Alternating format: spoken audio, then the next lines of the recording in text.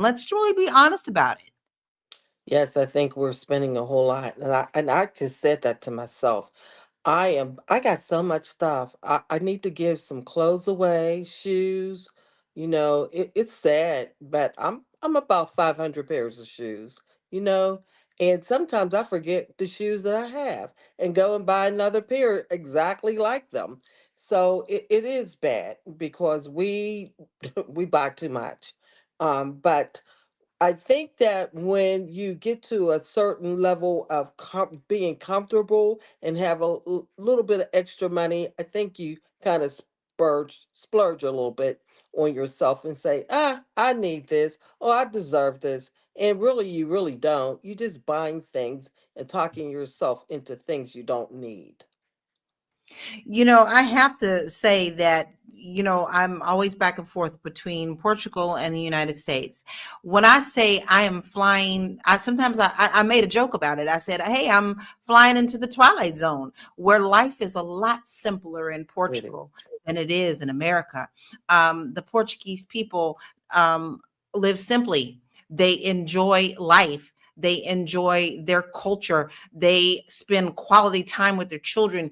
You don't see kids rolling around in Portugal with cell phones in their hands at the age of 6 months. These kids play on the playground to like 14, 15 years old. So there is a difference. And I think that America has a serious problem with wanting to fit in, wanting to be the influencer, wanting this, wanting that so much that they just feel like they're entitled to doing that. But Micah, I want to ask you this, because it is also tied into mental health, right?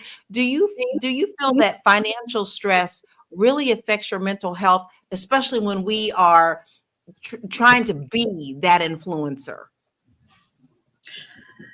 Absolutely. Although I don't know that the issue is that everyone is trying to be the influencer, as it is sometimes like you just might be trying to relieve your stress, right? Um, Out here, I know a lot of people that work two jobs. That means that the brain is working two times as hard, which means it's going to need more food. It doesn't have time to, shop or cook. So they're door dashing, right? Which is 5 times the normal time of your grocery store meal. You have that.